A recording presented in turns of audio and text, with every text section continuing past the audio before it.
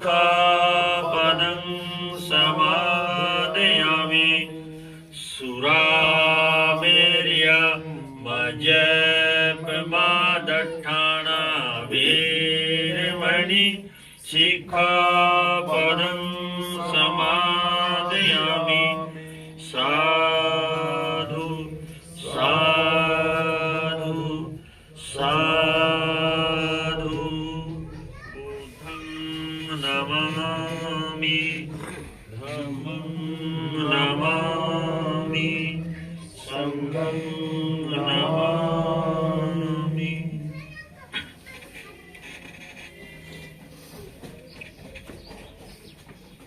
पर्वत उपासक उपासकों, हमने आज जो हमारी सरदे माता जी के जाने के उपरांत जो हमें ये परित्राण कर रहे हैं, ये हमारे बौद्धों की सभ्यता, हमारी संस्कृति, हमारी विचारधारा सदियों से रही है। तो ये कोई नया पहला कार्य नहीं है, सदियों से हमारी विचारधारा है। बुद्धिज्म को बाबा साहब ने पढ़ा और जब पढ़ करके देखा कि ये जो मार्ग है इसमें ना कोई रंग भेद है, ना जाति है, ना कोई वर्ण है और ना कोई ऊंच नीच है, सभी समान है। और ये कोई धर्म नहीं और ना कोई संप्रदाय का नाम है, ना कोई धर्म है और ना ये कोई बुद्ध किसी व्यक्ति का नाम है। बुद्ध जो हमारे अंदर चेतना के अंदर जो ज्ञान छुपा है, वह सत्य जिसने भी अपने चेतना को जगा करके उस ज्ञान को पाया वही बुद्धिमान कहलाया, वही बुद्ध कहलाया। बुद्ध किसी व्यक्ति का नाम नहीं, ये तो एक प्रतीक मात्र है। जैसे हम घरों में अपने पूर्वजों की भी तस्वीर लगाते हैं, महापुरुषों की तस्वीर लगाते हैं, वे सिर्फ एक देखने के लिए है, एक प्रतीक मात्र है। लेकिन जो असली जो ज्ञान है, बुद्ध ने कहा मैं कोई मोक्ष दाता नहीं हूँ, मैं एक मार्गदाता हूँ। जैसे वो मार्ग मैंने अपने प्रयास से, अपने अभ्यास से खोजा है, तो इसी तरह आपने भी उस मार्ग को खोजना है।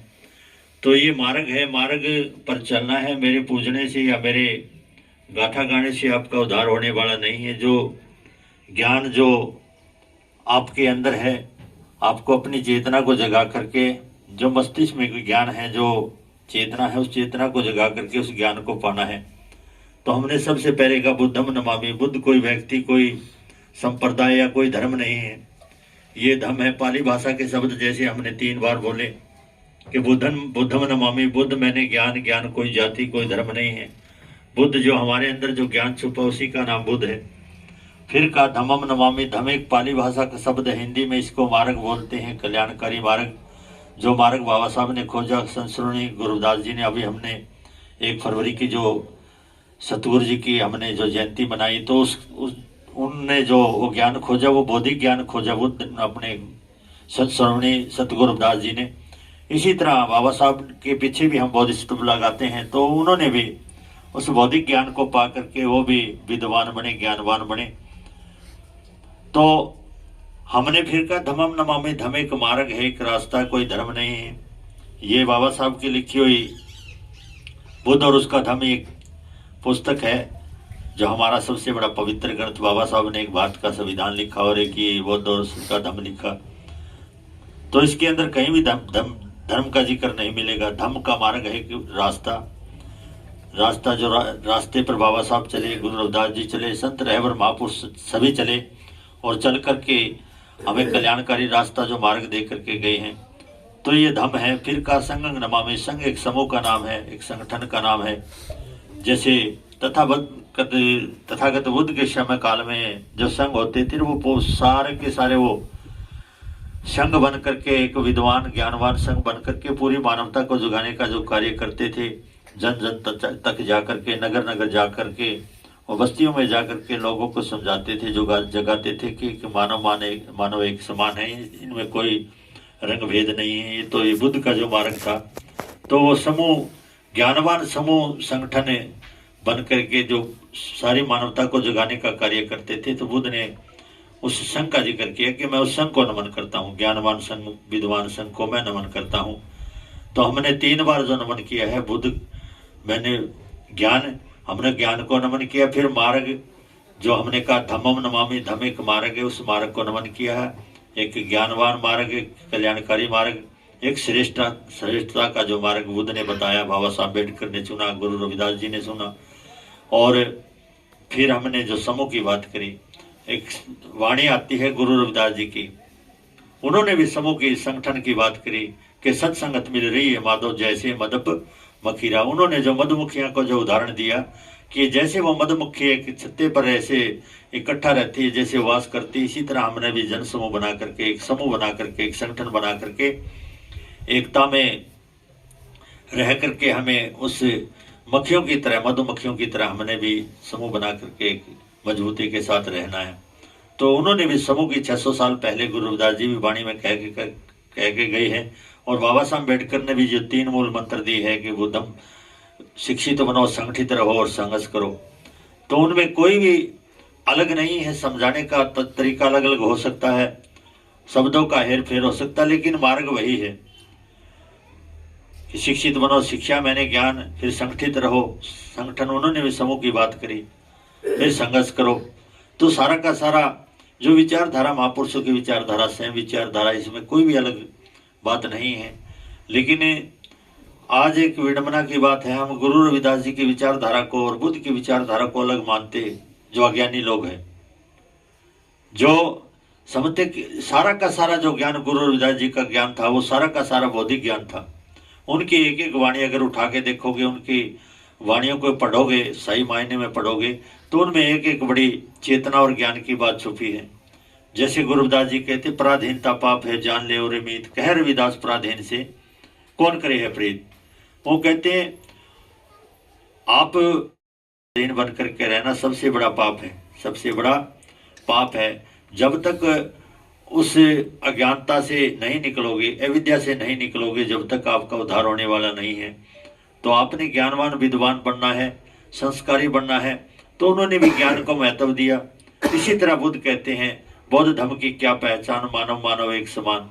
समानता की बात बुद्ध ने की, और समानता की बात गुरु रविदास जी वाणी में कह करके गए हैं कि ऐसा चाहूं राज में मिले सबन को, अन छोट बड़ा सब संब से रविदास रहे प्रसन्न। उन्होंने समानता की बात करते हुए हमें जो कल्याणकारी मार्ग दिया। और जाति प्रथा को तोड़ने के लिए गुरु रविदास जी हमारे बीच में आए। आडंबर, पाखंडवाद, अंधविश्वास हमारे अंदर जो कूट कूट के भरा था, अज्ञानता के अंधेरे में हम जैसे कार्य करते थे, जैसे हमें बताया गया वैसे करते रहे। और गुरु रविदास जी ने जो हमें वाणियों के माध्यम से बताया कि जात जात में जात है जो केलन को पात, रविदास मनुख ना जुड़ सके जब तक जात को जात।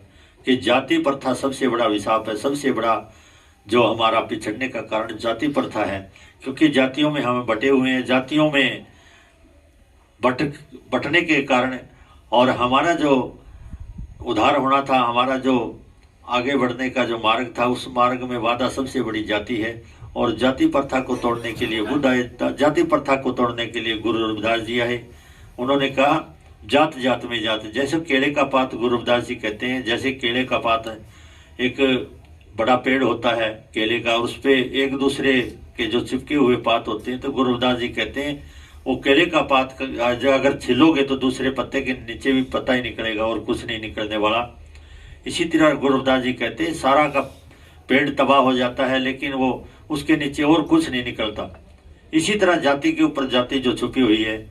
तो गुरु रविदास जी कहते हैं जातियों से निकल करके हमें ज्ञानवान बनना है, विद्वान बनना है। और ज्ञान की कोई जाति नहीं होती, ज्ञान तो ज्ञान है, चाहे वो किसी जाति वर्ण का हो। तो उन्होंने जितने भी उनकी वाणी है, फिर वाणी में एक गुरु रविदास जी कहते हैं कि मन चंगा तो कटौती में गंगा। हमने इसका उल्टा समझ करके, गुरु रविदास जी तो एक गंगा की बात करके गए, वहां हमने डुबकियां लगाना शुरू कर दिया कि मन चंगा तो कटौती में गंगा। जिसका मन चंगा है, जिसका मन पवित्र है, जिसका मन निर्मल है, जिसका मन साफ सुथरा है, उसको कहीं भी भटकने की जरूरत नहीं है। आपके अंदर में जो कटौती हमारा घट है, इसके अंदर ही गंगा है, बाहर कुछ नहीं है। तो सारा का सारा जो भ्रम है, बाहर तो बिल्कुल भ्रम है। और इस भ्रमता के अंधेरे में, हम अज्ञानता के अंधेरे में जितने भी कार्य करते रहे हैं, तो ये महापुरुषों के विचारधारा के विपरीत करते रहे हैं। महापुरुषों ने हमें जो रास्ता दिया, महापुरुषों ने जो हमें ज्ञान दिया, आज तक हमने उस ज्ञान को नहीं माना, उस विचारधारा को नहीं माना। तो आज ये हमारा सबसे बड़ा अगर बिछड़ने का कारण है तो अज्ञानता, अंधविश्वास, आडंबर, पाखंडवाद। तो इस अंधविश्वास और पाखंडवाद, आडंबर से निकालने के लिए महापुरुषों ने हमें जो मार्ग दिया है, जैसे गुरु रविदास जी ने जो सच्ची वाणी हमें बताई है और तथागत बुद्ध ने जो हमें मार्ग बताया है कि इस मार्ग पर चलोगे तो आपके जीवन का कल्याण होगा। इसी तरह गुरु रविदास जी कहते हैं, मेरे पूजने और मेरे भंडारे लगाने की जरूरत नहीं है, मेरी जो बात है, मेरी जो वाणी है, उस वाणी को समझ लेना, उसको पढ़ लेना, आपके जीवन का कल्याण हो जाएगा। तो प्रबुद्ध उपासक उपासकाओं, ये जो मार्ग है श्रेष्ठता का मार्ग है। तो इस मार्ग पर जो भी चला उसका जीवन धन्य हुआ, उसका जीवन का कल्याण हुआ। और आज इतने देश, जो छोटे छोटे जो देश है, विकसित देश इसलिए क्योंकि उन्होंने बुद्ध के ज्ञान को माना, बुद्ध के उस धर्म को माना, उस विचारधारा को मान करके आज वो विकसित देश है। भारत एक ऐसा इकलौता देश है जिसमें जाति वर्ण है, और जाति वर्णों के कारण आज यहाँ आडंबर पाखंडवाद इसलिए है क्योंकि हमने जो बुद्ध से भारत की भूमि पर जन्म हुआ उनका, और यहाँ पर जन्मने के बाद में आज तक बुद्ध के ज्ञान को हम नहीं जान सके। लेकिन दूसरे देश आज जो बुद्ध के ज्ञान को मान करके, उसके धर्म को, विचारधारा को मान करके, आज वो विकसित देश इसलिए कि उन्होंने बुद्ध की बात को माना।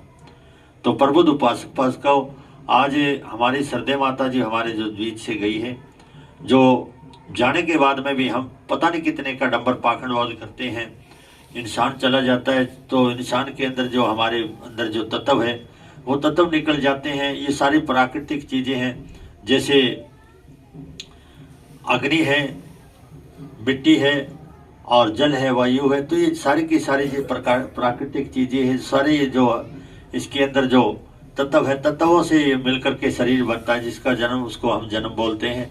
और ये अपने अपने में जब निकल करके समाहित हो जाते हैं, मिट्टी जैसे पानी का तत्व वाष्प बन के पानी में मिलते जल में मिल जाता है, और वायु का तत्व वायु में मिल जाता है, अग्नि का तत्व अग्नि में मिल जाता है, और मिट्टी का तत्व मिट्टी में। हम जैसे भी उसको दफना करके आते हैं, हम कोई भी हमारे परिवार से जाता है तो कहते हैं इसका तो ये तो मिट्टी हो गया।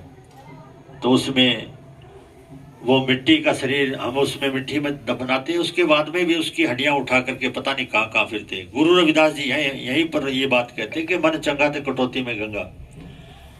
तो जो मिट्टी का तत्व, हाँ मिट्टी में मिल रहना चाहिए, तो लेकिन मिट्टी से भी निकाल करके हम उनको उठा करके, कोई गंगा में जाता है, कोई कहीं जाता है, कोई कहीं जाता है।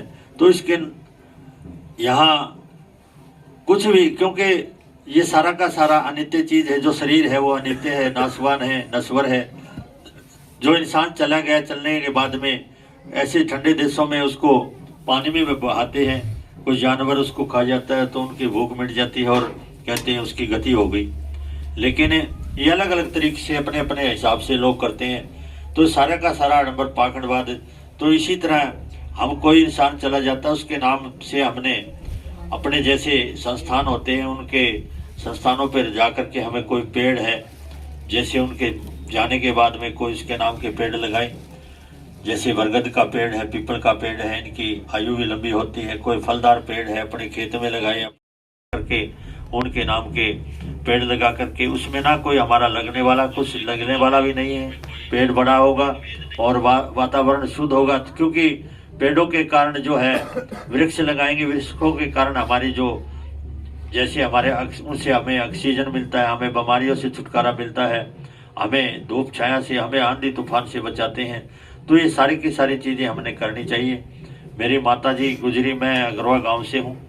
मेरी माताजी, मेरे पिताजी गुजरे, हमने कहीं भी उनकी हड्डियों को उठा करके कहीं नहीं लगे। उनके एक एक हड्डियाँ वहाँ से उठा करके और वहाँ से गड्ढे खोद के दो पेड़ वहाँ शमशान भूमि में लगा दिए, एक खेत में लगा दिया। तो इसमें ना कुछ हमारा लगा और ना इसमें कोई आडंबर है, ना कोई पाखंडवाद है। पेड़ बड़ा होगा, जैसे उसके छाया के नीचे बैठेंगे, जैसे हमारे माता पिता हमें छाया दे रहे हैं। अगर वो फलदार होगा, उसका फल खाएंगे, तो जैसे हमारे माता पिता हमें खाना दे रहे हैं। तो ये ऐसी चीज़ें हमने करनी चाहिए।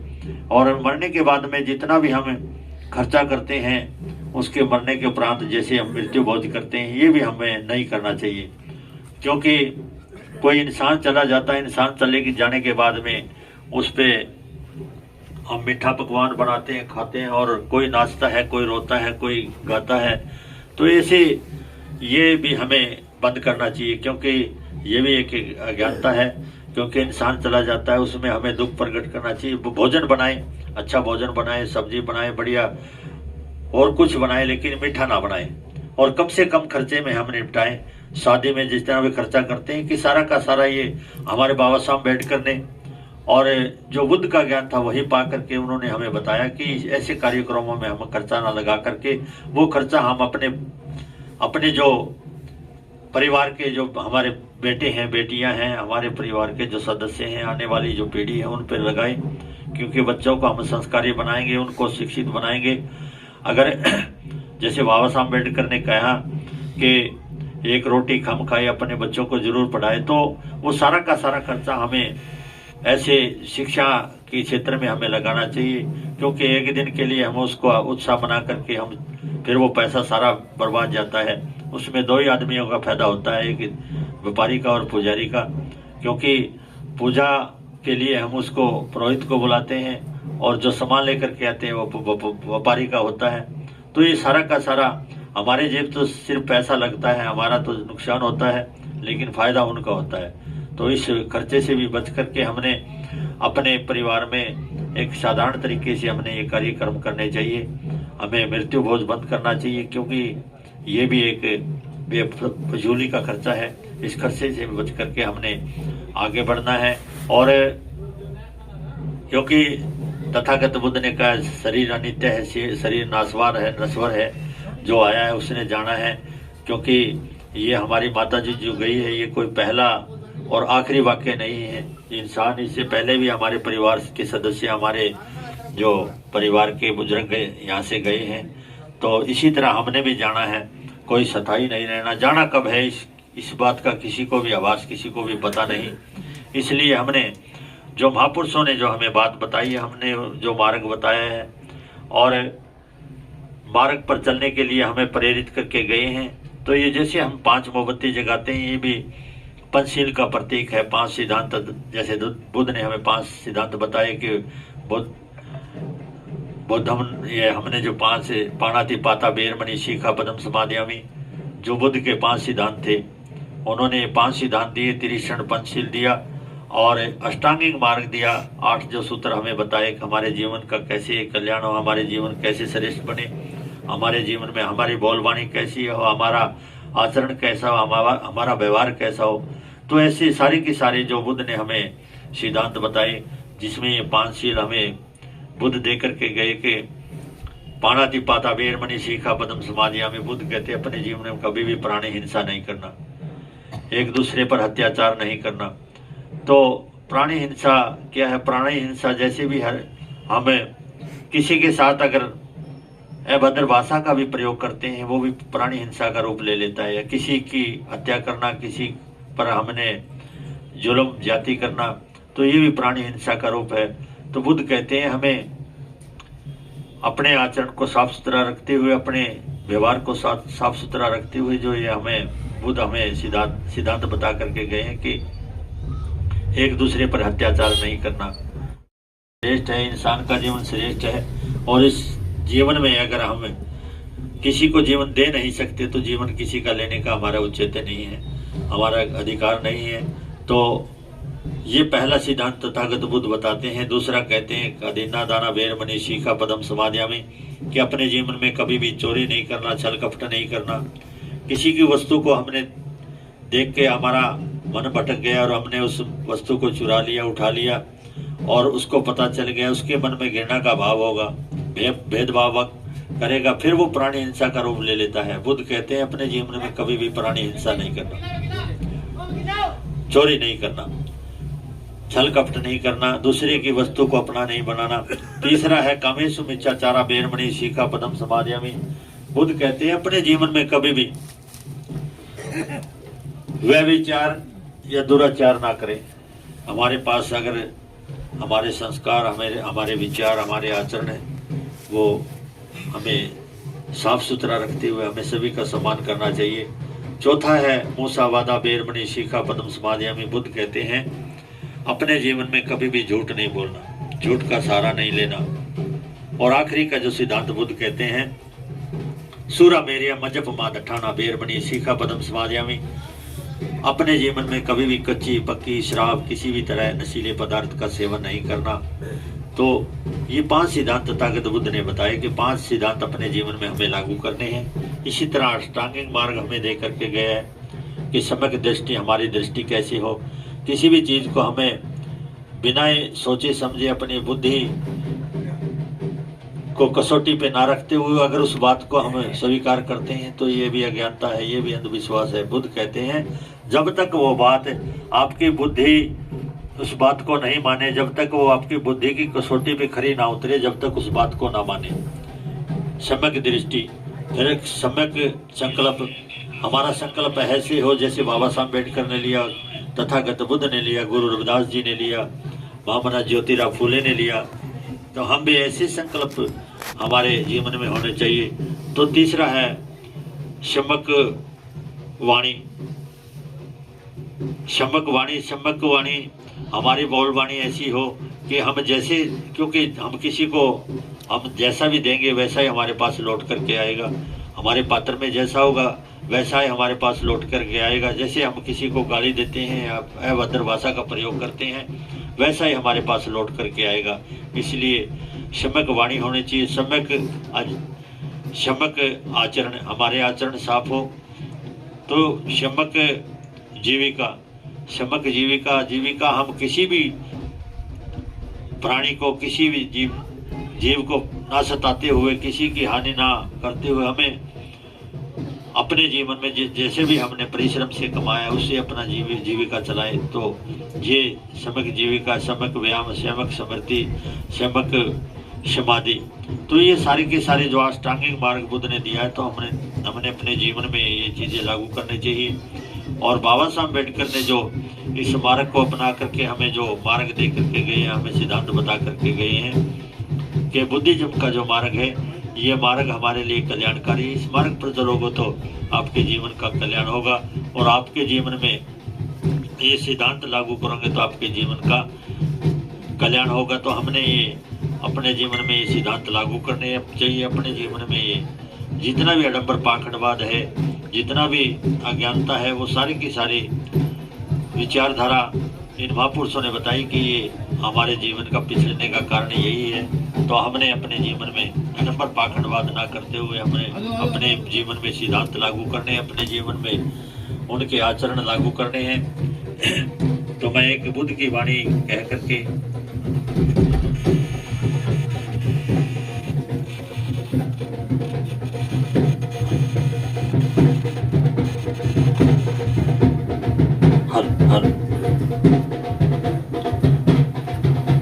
एक छोटी सी कहानी मैं बुद्ध के समय काल की बता रहा हूँ आपके बीच में। बुद्ध इस समय काल में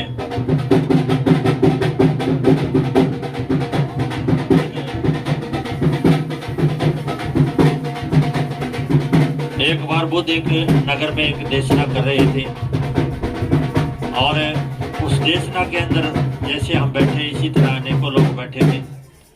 उसी देशना के अंदर एक तरुण युवक बैठा हुआ था, और देशना देते देते बुद्ध देशना दे रहे थे। तो उसके बाद में उन्होंने जब देशना दे करके वो जब सभी लोग इधर उधर को अपने अपने घरों को चलने लगे, और रटपाल के मन में एक ख्याल आया कि मैं बुद्ध की तरह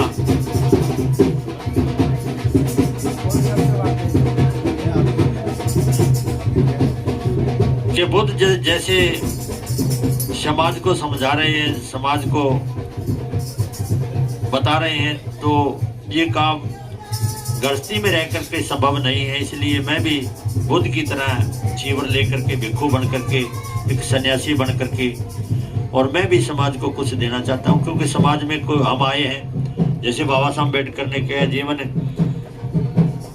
100 साल जिए, ये कोई महत्व नहीं है। हमारे जीवन में हमने किया क्या, ये बहुत बड़ा महत्व है। तो हम ऐसे चले जाएंगे तो हमारे आने का क्या उचित है। इसलिए मैं भी बुद्ध की तरह सन्यासी बन करके, भिक्षु बन करके कुछ समाज में योगदान देना चाहता हूँ। तो जब देशना खत्म हुई उसके बाद में सभी अपने अपने घरों को चले गए और वो युवक जाकर के कहने लगा, हे बुद्ध, मैं भी आपकी तरह सन्यासी बन करके, भिक्षु बन करके और घर बार छोड़ करके मैं और आपकी तरह मैं भी एक सन्यासी बन करके आपके साथ चलना चाहता हूँ, मैं भी समाज में कुछ योगदान देना चाहता हूँ। तो बुद्ध ने कहा, हम ऐसे किसी को भिक्षु नहीं बनाते जब तक आपके परिवार के सदस्य, आपके परिवार के जो आपके माता पिता हैं वो आपको अनुमति नहीं देंगे, जब तक मैं आपको भिक्षु नहीं बना सकता। तो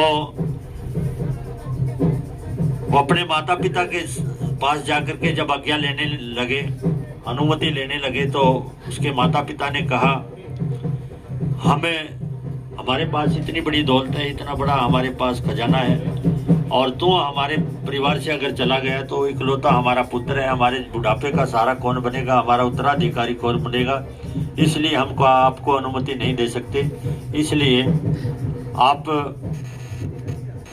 सन्यासी बनने का ख्याल अपने दिन से निकाल दे। जैसे वो रोने लगा, गिड़गिड़ाने लगा और रोते रोते जमीन पे गिर पड़ा और कहने लगा, जब तक आप मुझे आज्ञा नहीं देते तब तक मैं यहीं पड़ा रहूँगा, कुछ ना खाऊंगा ना पीऊंगा और मैं ऐसे ही मर जाऊंगा, अपने प्राण त्याग दूंगा। अब उसके मित्रों को बुलाया, मित्रों ने समझाया, तभी वो नहीं माना और मित्र तब उनका माता पिता के वहाँ आकर के कहने लगे, अगर ये मर गया तो आपके किस काम काज का नहीं, आप इसको अनुमति दीजिए, अगर ये जीवित रहा तो कभी सो आपके पास लौट करके आएगा। तो उनके माता पिता ने कहा, हमें आपसे एक याचना है, जब आपको ज्ञान प्राप्त हो जाए और आप ज्ञानवान बन जाए तब है हमारे पास आकर के एक बार अपने मिलना है। उसने कहा ठीक है। अब वो बुद्ध के साथ जाकर के भिक्षु बन गया, सिर मुंडन करवा लिया और गेरवा वस्त्र डाल करके भिक्षु बन गया, सन्यासी बन गया। और जब वो प्रशिक्षित हो गया, प्रशिक्षण लेकर के ज्ञानवान हो गया, इसी तरह बुद्ध की तरह वो भी देशना देने लगा भिक्षु बन करके। और उसके मन में ख्याल आया कि मेरे माता पिता ने जो मुझसे एक याचना की थी तो मैं गांव में जा सकता हूं। बुद्ध से याचना करके वो जब गांव में आया, नगर में आकर के एक जैसे शिक्षण संस्थान हमारे गांव में होते हैं उसी में आकर के वो देशना दे रहा है।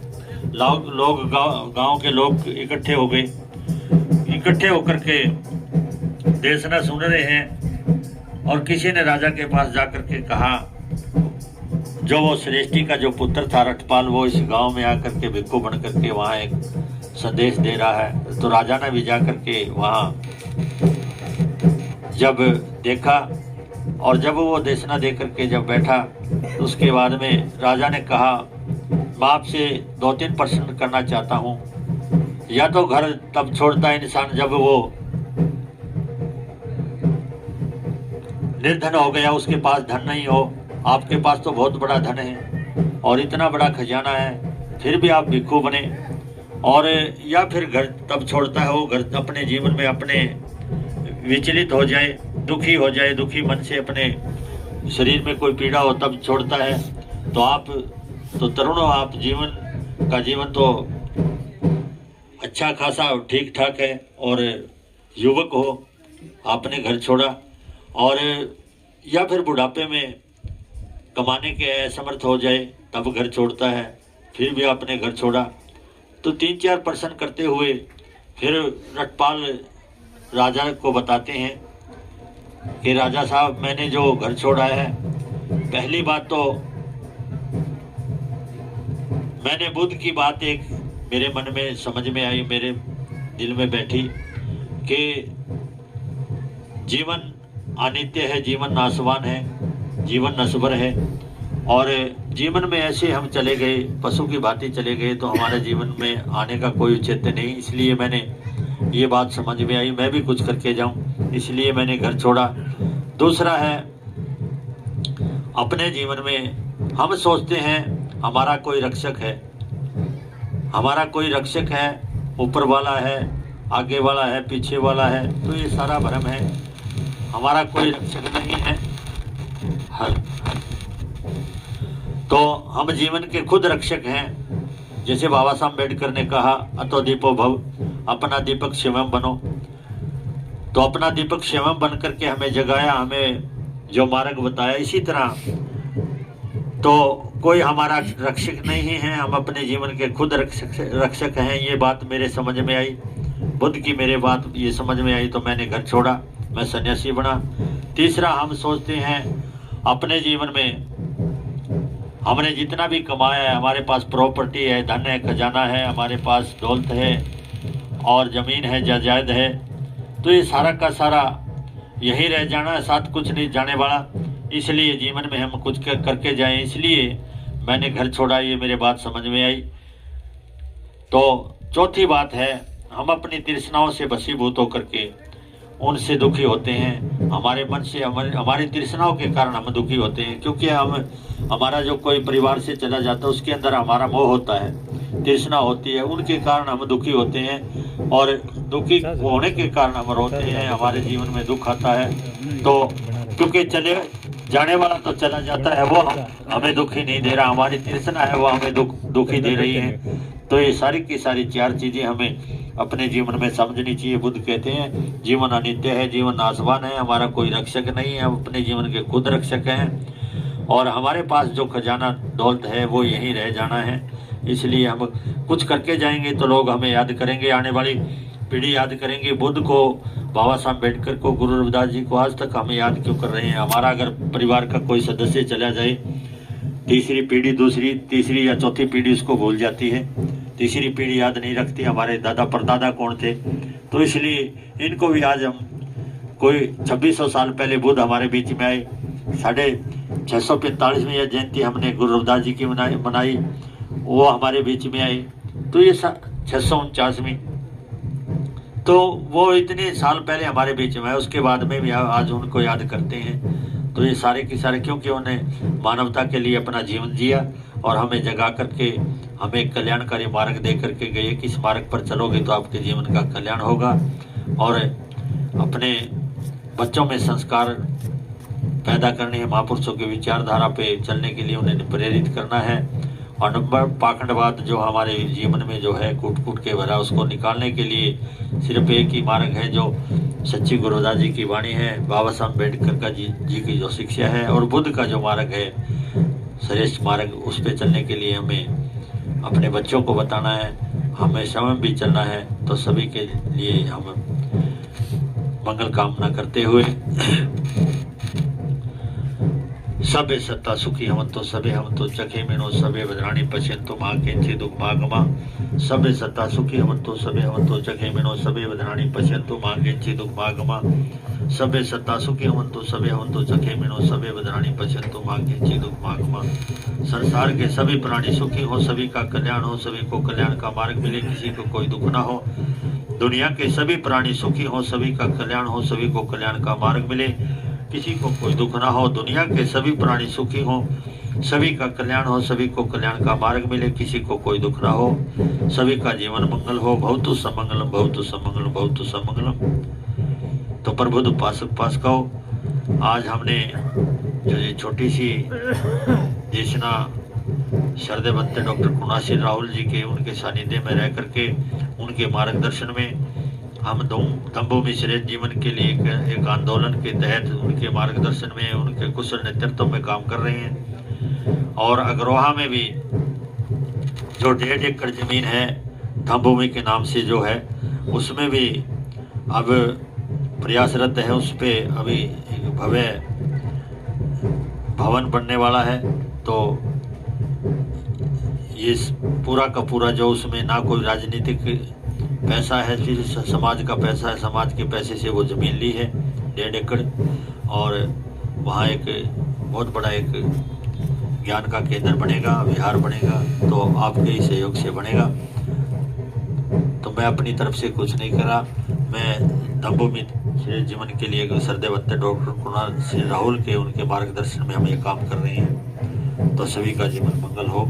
और हम जो बुड़की निकालते हैं कि पूरा भोजन करें, जितना ले थाली में व्यर्थ ना जाए नाली में, क्योंकि अन्न की बर्बादी ना करें। अगर किसी को देना है तो ऐसे हम उसकी सहायता मदद कर सकते हैं, बुड़की निकाल करके। ये भी एक प्रक्रिया है जो गलत है, इसको भी हमें बदलना है। तो सभी का जीवन मंगल हो। बहुत समंगलम, बहुत समंगलम। नमो बुद्धाय, जय भीम। तो सभी रखे हैं यहाँ फूल सभी डाल करके सभी माता जी को नमन करेंगे, महापुरुषों को नमन करेंगे। जय भीम। और एक बात और मैं बता दूं, हमारे इस जो कार्यक्रम में जैसे हमें ये पिंडदान जो हम करते थे और करते आए हैं, तो इस व्यवस्था को भी बदलना है। जैसे हम 5 कपड़े, लत्ता, जूती और राशन का सामान लेकर के आते हैं, ये भी बंद करना चाहिए। क्योंकि ये व्यवस्था, क्योंकि जो इंसान चला गया, चले जाने के बाद में वो कोई ना तो जूती पहनने आएगा और ना कपड़े